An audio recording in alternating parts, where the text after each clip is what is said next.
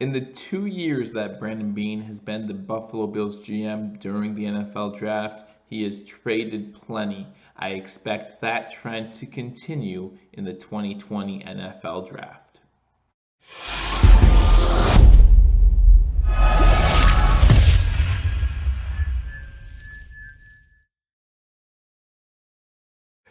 Ladies and gentlemen, welcome to Billievers Talk. My name is Joe, and welcome to this 2020 Buffalo Bills NFL Mock Draft edition of Billievers Talk, where we take a look at the Buffalo Bills heading into the 2020 NFL Draft, and we ask ourselves, what do the Buffalo Bills plan to do this upcoming weekend? Again, guys, thank you guys for joining me. My name is Joe. If you're new to this channel, please be sure to hit that subscribe button as we continue to keep you up to date on all Buffalo Bills and Buffalo sports news.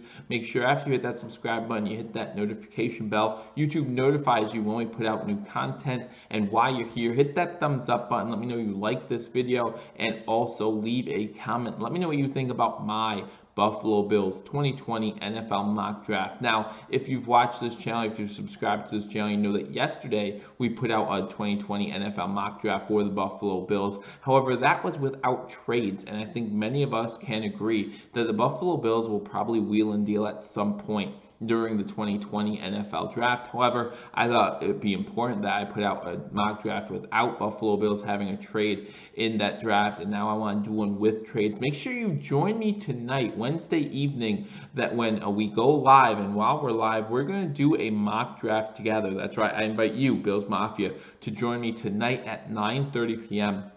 Eastern time as we go through a mock draft together. I'll do the mock draft. When it gets to the Bills picks, I'll talk about some of the players available. We'll vote on it over on YouTube, and we'll see who wins, and then we'll pick just by user votes, and we'll see what happens, guys. So join me there. It's gonna be a lot of fun. I look forward to it. I hope you guys look forward to it as well. But we want to get into this mock draft right now, guys. The Buffalo Bills currently sitting with the 54th overall pick. That's their first selection in this year's NFL draft. So we're going to start there and see what happens, how the board falls. If the board falls to the Buffalo Bills in a certain way, do they trade back, or do they try to trade up to earlier in the second round?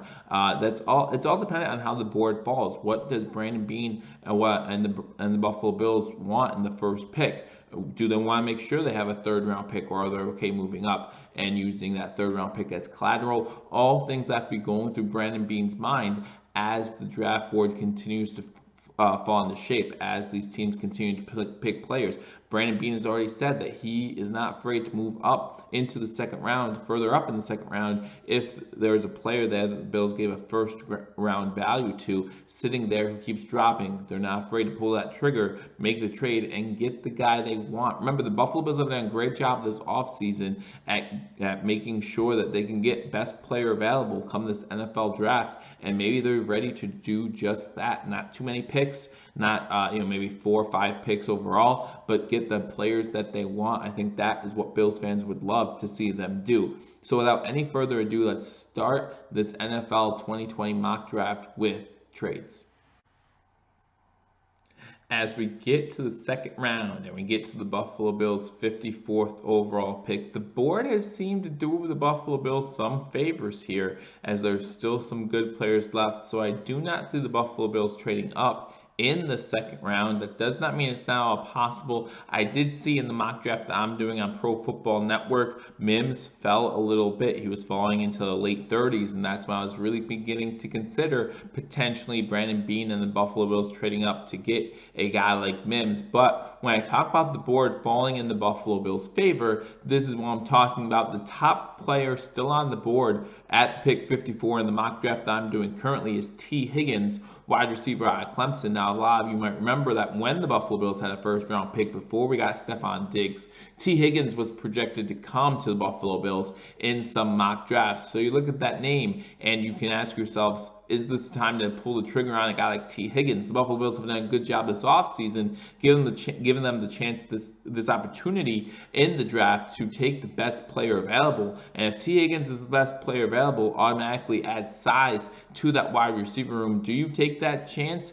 Do you pretty much go back-to-back wide receiver first round, trading a first round pick for Diggs, and then in the second round going after Higgins. Some other players available still: Marlon Davidson, defensive end out of Auburn. We know that we might need a little bit of help, a little bit of depth at that defensive end position, maybe just some youth in there as well. So you look at Marlon Davidson out of Auburn, projected to go a little bit higher according to the Pro Football Network's rankings. However, he's still available at 54 for the Buffalo Bills. Jacob Eason would still be available in this mock draft, quarterback out of Washington. Obviously, the Buffalo Bills not looking for a quarterback at this time. Outside linebackers, both Terrell Lewis and Joshua Uche out of Michigan available in this part of the draft. I do love Uche out of Michigan. However, I just don't see that as a position of need for the Buffalo Bills. Again, though, Buffalo Bills have done a good job at being able to pick best player available. If you watch his tape, I really am impressed with him. Then you go to guard Lloyd Cushenberry, still available out of LSU. So those are some of the big names still available. If you look at the wide receivers that are available right now, you have T. Higgins, Michael Pittman is still available, Brandon Ayuk out of Arizona State still available. So definitely still some depth at the wide receiver position. So I'm not sure if I want to go wide receiver here. And again, you talk about getting Stephon Diggs with your first overall pick. Do you really want to go first round, second round wide receiver? I just don't know if that's something the Buffalo Bills are ready to do. If you look at the running back room, the next best available running back is Clyde Edwards Hilaire out of LSU. But as I've mentioned plenty of times, I like the depth of the running back room. You have Joshua Kelly, Cam Akers, Zach Moss, Eno Benjamin, just to name a few, still available. So I wouldn't be surprised if we held off on running back. Don't know if we want to go back-to-back with the wide receiver. Again, I consider our first-round pick Diggs. So that means we got wide receiver in the first round. Do you go wide receiver again in the second round? Just not sure if that's something that you want to do. So then you look at the cornerback and edge positions. We talk about the defensive edge. You have Marlon Davidson still available. I think it would be a steal to get him at this point in the NFL draft at 54. You look at the cornerback position. You do have Noah Ogehin available, cornerback out of Auburn, Damon Arnett, cornerback out of Ohio State, and Darnay Holmes, cornerback out of UCLA. Troy Pride is also still available out of Notre Dame as well. So you do have some decent corners there as well. Again, Bills in a great spot here in the NFL draft. The board did fall their way a little bit. To be honest with you, again, I don't see us going wide receiver back-to-back rounds, but I could easily see us going defensive end here and picking up Marlon Davidson. So if the board were to fall this way, with the 54 overall pick, the Buffalo Bills select Marlon Davidson, defensive end out of Auburn.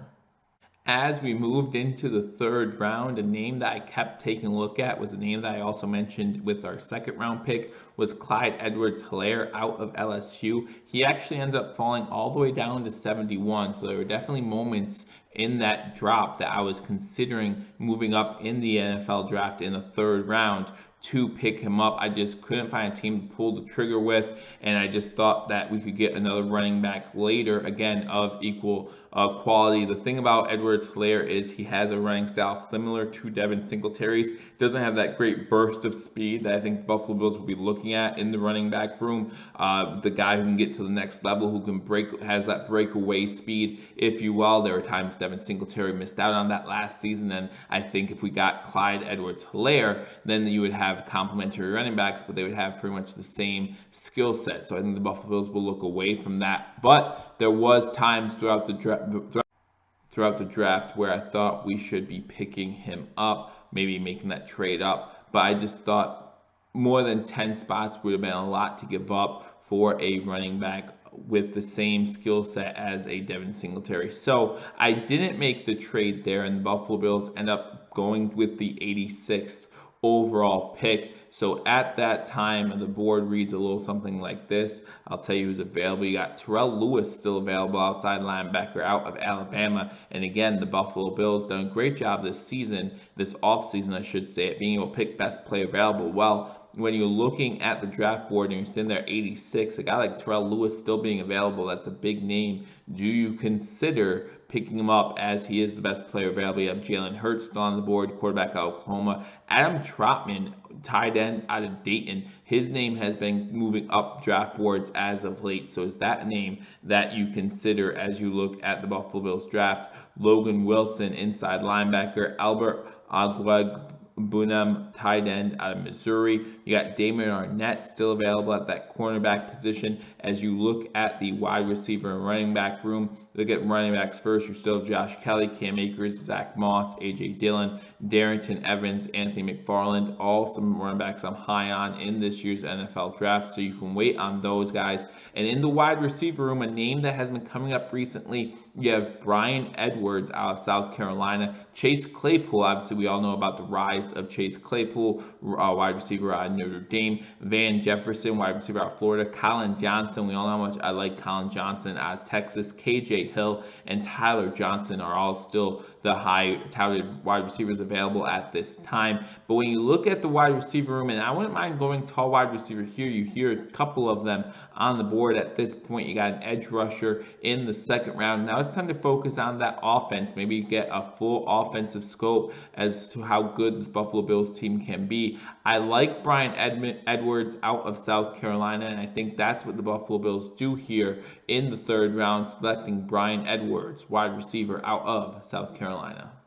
In round 4 of this mock draft, we begin to see a run at the running back position with 4 running backs going in 8 picks. So the Buffalo Bills, still looking for a complementary back to Devin Singletary, really want to leave their options semi-available at this point with few running backs left. They move up to the 123rd overall pick, trading with the Dallas Cowboys, giving the Dallas Cowboys 128 and pick 207 in the 6th round. So they move up 5 spots from 128 to 123 to give themselves some options at the running back position. And at this time, I'll tell you the running backs that are still available. You have A.J. Dillon, running back out of Boston College. Anthony McFarland, running back out of Maryland. Keyshawn Vaughn, running back out of Vanderbilt. Antonio Gibson, running back out of Memphis. Those 4 guys I just named, my 2 favorites are Anthony McFarland. You want to talk about speed, you want to talk about next level speed, you're talking about Anthony McFarland. Now you do have to worry about the fact that he hasn't had too many carries yet, so there's not a lot of tape on the guy, but the tape that there is, he has a burst, and not only that, he's great catching the ball out of the backfield, and he scores a lot of touchdowns, and that's the name of the game. So you can't look past Anthony McFarland. Also like Antonio Gibson, Memphis, kind of, I won't say a small school, but not a school you normally think of when you talk about productive running backs, have really good collegiate career at Memphis. So those are the 2 names that I'm fighting between. If you've watched this channel, you know that I like Anthony McFarland out of Maryland, so I'm leaning that way. So with the Buffalo Bills trading up in the 4th round, going up from 128 to 123, trading with the Dallas Cowboys, giving the Cowboys picks 128 and 207, the Buffalo Bills with the 123rd pick in the 2020 NFL Draft select Anthony McFarland, running back out of Maryland. So we enter the 5th round, where over the past few seasons, Brandon Beane and Coach McDermott have done a great job finding value in the 5th round. Talking about Voshon Joseph last season out of Florida, Matt Milano a few years back out of Boston College.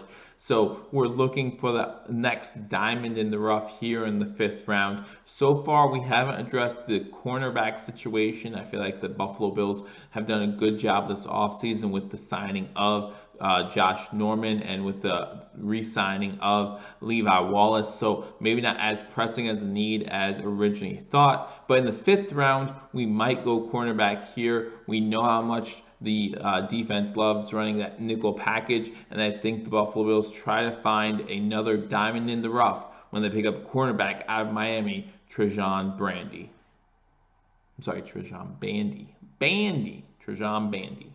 So the Buffalo Bills still have one of their 6th round draft picks. Again, remember the Buffalo Bills traded one of their 6th round draft picks with the Dallas Cowboys earlier in this mock draft to move up in the 4th round to pick up Anthony McFarland, but we still have one of those 6th round draft picks. And this is the time where you think about practice squad players, you think about guys who might be able to help the team out in the future, a couple years down the road possibly. And we know that that wide receiver position might become an issue in a few years. John Brown only having 2 years left on his contract. Cole Beasley, I believe, only having 1 year left on his contract. So maybe you think about double dipping at that wide receiver position. You picked up Clyde Edwards earlier in the NFL draft. Maybe it's time you think about a guy who might need some work, but build him up, and then he might be able to take over once one of these other guys moves on from the Buffalo Bills if you don't extend them. And that's why I think the Buffalo Bills in the 6th round do select Joe Reed, wide receiver out of the University of Virginia.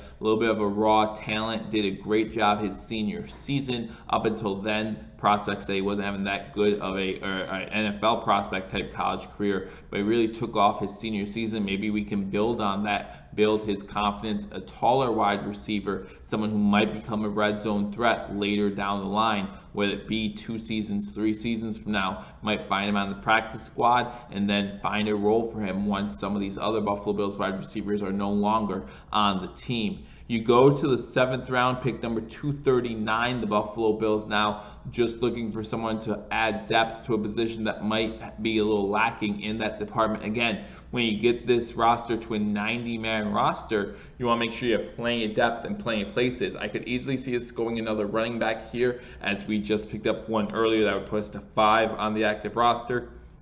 Maybe get the 6th again. And when we had the 90-man roster in 2019, we had 8 running backs, so possibly picking up another running back here would not be a terrible idea. But there is one position that the Buffalo Bills fan base continually talks about, and that's that backup quarterback position. So why not in the 7th round pick up someone who might compete? I'm not saying he will necessarily compete, but we saw the Buffalo Bills brought in Tyree Jackson last season. What if the Buffalo Bills decided maybe now's a good time to bring in a quarterback, compete for that backup role, and there's a guy on the board still that has a very comparable game to Josh Allen, a few more mistakes, not as polished, which is hard to say because Josh Allen wasn't too polished when he came into the NFL, but definitely someone who would be a project, but someone who you can maybe work up, someone who you might be able to coach up on that practice squad. Again, someone who you might be able to bring in once Barkley's contract does run out, and that's Kelly Bryant, quarterback out of Missouri. So I could definitely see the Buffalo Bills going there in the 7th round.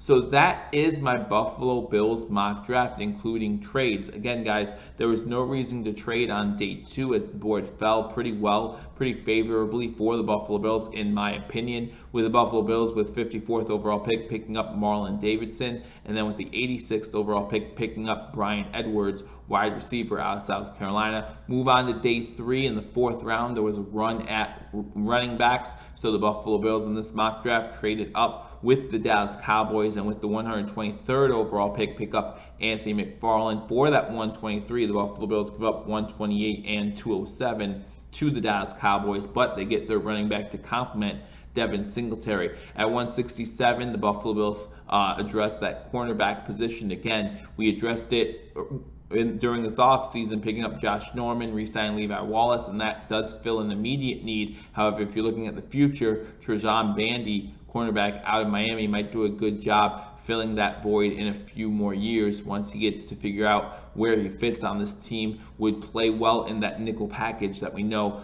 Coach Leslie Frazier and Coach McDermott like to run. Pick up Joe Reed in the 6th round, another wide receiver, double dip there a little bit, a guy that you could sit on the practice squad until he develops into a potential NFL wide receiver. Again, a guy who does some special teams work as well, could make the team that way. And then with the last pick in the 7th round, pick 239, I have the Buffalo Bills possibly addressing a future backup quarterback position and picking up Kelly Bryant, quarterback out of Missouri. So again, guys, let me know what you think. Join me tonight, Wednesday evening, as we go over a live mock draft. That's right, I'm inviting Bills Mafia to the channel, and we'll hopefully do a live mock draft. I'll give you some of the players that are on the board at those positions at that time, and we'll vote together as to who the Buffalo Bills would pick with that selection. So again, join me tonight, 9:30 Eastern time. We'll have a good time, guys. Thank you for joining me for this edition of Believers Talk. Again, hit that subscribe button, like this video, leave a comment. What do you agree with this mock draft? What you disagree with? I look forward to hearing from you and talking to you all soon. Until I do, Go Bills.